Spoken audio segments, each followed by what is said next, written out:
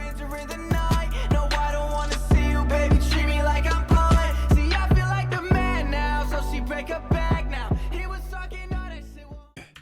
Arizona border crisis with Channel 5. Mirando Canal 5. Hoy estamos en la frontera, en una ciudad que se llama Gringo Pass, muy cerca a Mexico. I'm a gringo myself, trying to pass the time and figure out what the heck's going on. I've been hearing a lot about the border crisis. The surge at the southern border. 10,000 migrants a day. Border crisis this, border crisis that. More barbed wire on the border. The border, they say, is closed. It's not. But as you can see, there's not diddly squat happening behind me. And that's all by design. A few weeks ago, Arizona decided to shut down this particular point of entry because it was being overflowed with migrants who were seeking asylum in the United States. Derek, there is no traffic here. However, I have a sweeping suspicion that despite this actual vehicular passageway being closed, there's still a lot of migrants nearby who are attempting to enter the US using different means than a vehicle through an official port of entry. Let's go do some investigations. They're gonna find a way, man. I began my investigation by attempting to breach the east side of the port of entry, walking carefully through the Border Patrol parking lot with confidence and purpose to avoid suspicion. We see one of their helicopters fly by, but aside from that, there's absolutely no one around. Or so it seems. As I continue to walk, I notice a suspicious white box truck in the back corner of the parking lot. It appears to be blocking something, but I'm not sure what. In order to get around the truck without raising suspicions, I feign interest in a local stray dog, who I can see frolicking in the distance behind the truck. Oh, perrito, perro, amigo, ¿qué es tu nombre? Perro, ay, perrito, ¿tienes hambre? ¿Quieres una treat? Look. As I suspected, there they were. Hundreds of migrants, seemingly of African origin, lined up against the border fence, hidden from the cameras by Border Patrol. Then, to my left, I see Spanish-speaking migrants, who were already being processed. What's up? Hola. ¿Qué es tu nombre? Roberto, Mi nombre es Andrés. ¿Dónde eres? de México. ¿Cómo fue tu vida en México? Pues que por los carteles nos sacaron. Nos Sí. sacaron de las casas. Wait, what? So, what are these people doing here right Ciudad now? de México, amigos. En Veracruz, Sí, sí, muy peligroso. Pues es que gobierna el cártel de Jalisco. sí, Sí, pues te piden cuota y como si no tienes dinero, ¿de dónde les vas a dar? sí. Y pues te sacan de tus casas. Authorities in Veracruz have found Bro, it's crazy in other countries. You don't know how good we have it in this country, man. Even though this country is shit, but these other countries, they going crazy, bro. They taking you out of your home. Like, people are just gonna force their way in your home. Like, people aren't gonna do that in this country like that, but in other countries, they going crazy. 34 bodies wrapped in plastic bags in refrigerators. The Navy says the suspects are part of the so-called New Generation Gang. Que somos el grupo Matacetas. Y estamos amenazados que no podemos regresar. ¿Y estás con tu familia aquí? Sí, con mi esposa y mi niño. ¿Y qué quieres hacer en los Estados Unidos? Pues quiero ir a trabajar. Sí. ¿Qué tipo de trabajo prefieres? Pues no sé, su tío de ella dice que me va a acomodar donde él trabaja. ¿Es tu primera vez aquí en los Sí, Estados mi Unidos? primera vez. Sí. Sí. ¿Y qué piensas? Pues hay que ir a probar a ver Sí. cómo nos va. ¿Y ahora estás con la migra aquí? Sí, está. ¿Ellos van a deportar o no? Pues no sé, creo que ya nos van a dar paso para adentro. ¿Hay una ciudad que piensas que vas a ir o? Pues él está en Los Hills, California. Sí. ¿Tienes familia en California? Ajá, su tío de mi esposa. Best of luck, man. Sí. Gracias. Sí.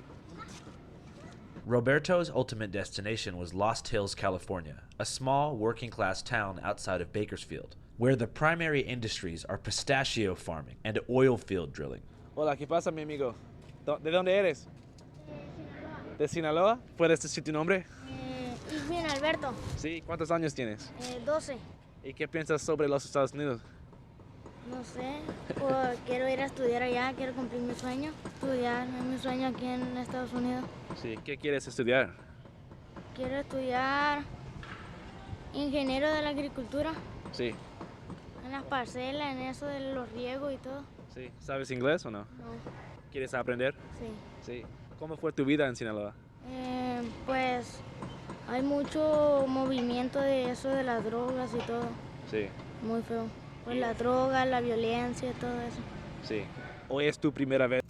Damn, bro, it's crazy that he's just aware of all this shit, and he's 12, man. He just wants to get ¿En los out. Estados Unidos? Ajá, es mi primera vez. ¿Tienes miedo? Sí. Ok, todo está bien, mi amigo. pretty much everybody we talked to said they're leaving because of like cartel-related reasons. Basically just saying that it's getting so hectic down there that they're just coming here. First dude wanted to work, the kid wants to study engineering and agricultural science. Obviously, as I just started to explain, they closed down this border officially on December 4th to like cross traffic. So if you're going to Rocky Point to go vacation, you can't drive through Lukeville, you have to go through Nogales. And they did that because this small border town was being so overwhelmed by migrants. But as you can see, despite the fact that they actually closed the port of entry, there's still hundreds of migrants that are just waiting along the border wall right here. I want to go talk to them because... So they're just waiting, hoping that they let them through, or that they find a chance to just escape? They all appear to be African. I mean, there's a chance they could be Haitian or, you know, Afro-Colombian or something like that. But I've seen a lot of recent news stories suggesting that most of these people are from Senegal, Gambia, Guinea, and so forth. Which is really interesting, everywhere, because those are insanely far countries from America. And I don't think Americans generally associate African nations with illegal immigration. I think typically they assume it's Mexicans and Central Americans fleeing narco violence or Venezuelans fleeing a regime change. And obviously we share a landmass with these countries to our south. So it makes perfect sense why they would come north when the standard of life is considerably higher. But for someone to make the journey from Africa into Latin America and then take this almost tri-continental journey up into the United States is particularly strange, especially given the fact that Europe is much closer. There's first world nations that are much closer to these African countries that have a better healthcare and education system than America. So what is it about America that makes them feel like this journey is worth it? And also, you know, what life do they expect here in America? Because obviously, as we've documented in the past couple months, there's a lot of really shitty stuff happening in America. The state of our inner cities is already... There's shitty stuff happening everywhere in the world. Like, that's just what it is. Unfortunately, there's too many people. And I think the amount of shitty people outweighs the amount of people that actually want to do good in the world, so. Already pretty bad. And so I wonder almost if like the American dream propaganda that they're being fed by media or by their friends or family members, if that's actually true. I think America creates an atmosphere for people to achieve. So the American dream is just the ability to achieve. That's what it's about. Like, is the American dream actually a reality for immigrants, or are they more likely to just... I feel like people should view the American dream as just, you know, your dream in general. Like, you can achieve what you put your mind to, you know, what you work for. You know, it's like a mindset. It's not like, oh, you come to America and you're gonna be successful. It's just a mindset thing. Face different types of hardships when they arrive. I don't know. Let's go talk to some people. I wanted to talk to these African migrants, but because they were being deliberately safeguarded by Border Patrol, that seemed very difficult. They were essentially being held in what's like a demilitarized zone, a single lane patch of land between the port of entry and the actual border wall, which apparently American civilians cannot access unless authorized by personnel. Still, I drove 6 hours to get to this place, so I wasn't about to leave without at least trying to talk to them. Naturally, I began a westbound hike along the border wall, searching for a hole or an opening in the fence that would let me access where they were standing. Finally, I found a clearing in the fence and began my journey eastbound along the restricted pathway. Very quickly, I was apprehended by law enforcement. Yeah, so the actual border road here is closed to anybody except law enforcement traffic, just because sometimes BP needs to kind of hoof it on you. Yeah, okay. But you guys are welcome to take pictures or whatever, like from right here. Just get back to your car, do what you need to do. Thanks, bro. Appreciate it. Thanks. Yeah. Pretending that our car was in the direction of the migrants, we continued our mission. And predictably, we're stopped again. Have you coming through here? Okay. We're just trying to find a good place to do some like interviews with migrants where we wouldn't get... No, these gates are closed and locked. The border's closed. You guys gotta go the other way. Okay. Where do you guys think's a legal place to get interviews and stuff like that? Parking lot. All right. Thanks, guys. Thanks. Have a good one. Somewhat disheartened, we ended up back at the empty parking lot where this video began. It seemed that Border Patrol was running a tight ship and being directed to deliberately mislead journalists. Or perhaps maybe we picked the wrong place along the border to begin our coverage. So we figured it was time to pack up and leave town. Then, seemingly from out of nowhere, an off-duty law enforcement officer approached us in his car and told us that we were just 1 mile away from the largest secret migrant detention facility in Arizona, which is embedded inside Wait, what? Why would he just come up and tell you that? of a national park He said called for the the Oregon content. Pipe Cactus National Monument. You turn on Palo Blanco Road, I believe it's called. You go about a Bro, he's trying to get y'all packed up. That's what it is. He's sending you guys up. mile. It's conveniently hidden. Literally thousands of people, and people from all over the world. What they do is when they come through the wall, they shed any type of ID. So you can find passports, currencies, driver's license, visas from Guinea, from Mauritania, Sierra Leone, Chad, Ghana, Egypt, Thailand, Nepal. It's phenomenal. You see discarded strollers, suitcases, day packs, purses, neck pillows.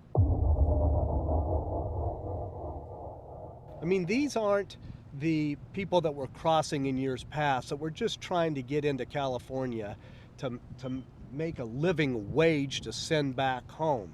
This is a different demographic completely. Well, these are the guys bringing in the fentanyl. You know, it used to be the border crossers would get across the border one way or another, and then they had 20, 30, 40 miles to get up, 60 miles to I-8. It was very difficult and arduous. Now, no, the cartel makes it really easy for them. They simply step across the border and walk to the Border Patrol and claim asylum. I'm a pro-immigration person. We need immigration, but not this way. Not the way it's being done now, where no one has any idea of who these people are. It's just totally unsustainable. What do you think's the right way to do it? I wish I had an easy solution. I don't know, it seemed to me that Title 42 was working pretty well under a previous administration, which required people to claim asylum upon the first country they hit, rather than having it come right into America first. So what is Title 42? The order started during the Trump administration. It allowed the government to turn away migrants to slow the spread of COVID-19. The Trump-era health policy that allows authorities to immediately deport most migrants. When it ends, tens of thousands currently waiting in Mexico can apply for asylum. Authorities say they're preparing for a spike in migrant crossings, upwards of 10,000 per day. How many people would you estimate are coming through? But I would estimate certainly more than a couple thousand a day. But if you just run the numbers, with the numbers that we're seeing, if you even say 1% aren't the greatest people with the greatest intent, we're in danger. And it's being done to profit the cartels. Just using my own rudimentary math skills, I think they're making about $1 billion a month. This guy literally just wants to be heard at this point. He's spilling everything. Smuggling people into the U.S. What they do is they saw cut the bollards in the wall and they pull them back and then funnel people through. And then when they close that bollard, push it back onto where it was previously affixed, you can't see, except for, I mean, there's a tiny little crack where they saw cut it. So, and this happens all along that 12-mile section. Midway through my interview with this man, I had a shocking revelation.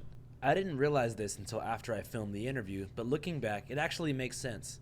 In both encounters, he's on the outskirts of federal land, claiming the government is hiding some crazy shit that he himself just saw. 5 guys in camouflage from head to toe, black masks, with the camouflage backpacks running as fast as they could. Damn, that's a crazy situation. That dude so in for the us back as looks journalists, sketchy if we wanted to get the firsthand scoop of what's going on, you mentioned you felt like a processing center was the best place to check out. Yes. And that is over there. I find it curious why it's hidden. Because logistically, it would seem to me to be much more efficient if they put it right up here on the highway. It seems like it was intentionally put 3/4 of a mile off the road so tax-paying citizens wouldn't see it. You go in there right now? Yes. Can we follow you guys? Sure. All right, cool. I'll see you in a second, man. Okay. Thanks so much. All right, so I guess we actually kind of are in the right place to find migrants to speak to. That dude that just pulled up and talked to us, he actually agreed to take us directly to the migrant processing center where everyone's being kept. He said that it's located like in a hidden location, 4 to 5 miles away from the state road that runs through this place. So we're just gonna follow his car and yeah. Why would it be hopefully hidden? They got some fishy shit going on. Get some footage, guys. To my surprise, my unbeknownst old friend was not bullshitting about the processing center. In the middle of the Sonoran Desert, hidden behind Border Patrol vehicles and They got makeshift scratches tents, were on the hundreds car. upon hundreds of migrants, all of whom who hopped the U.S.-Mexico border within the past couple hours. Yeah, they're just sitting there. It was a shocking sight to see. Hundreds upon hundreds of people from all around the world, herded like cattle on the cold desert floor, sitting in silence, awaiting an uncertain future.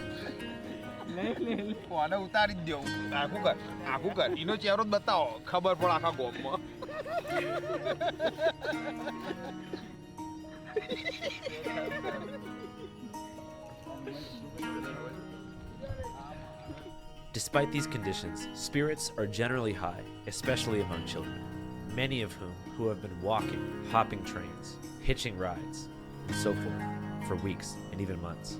Now, they've finally made it to the land of opportunity, a nation allegedly founded upon the principles of liberty and radical individuality, where anyone from any walk of life can make something out of themselves. I guess they call them detainees. They've been walking on this road. This road runs for 12 miles, 12 or 13 miles. What it does is it parallels our border fence. In our next episode, Migrant Detention Facility, we'll go undercover and speak with Border Patrol agents and migrants from across the world who are seeking asylum in the United States. We'll also follow a bus full of... Damn, that's crazy. There's people from, it's not even Mexico, bro. It's from everywhere trying to get into the U.S. It's a lot of people. It said thousands and thousands a day. And that's just from that section. There's a whole bunch of borders.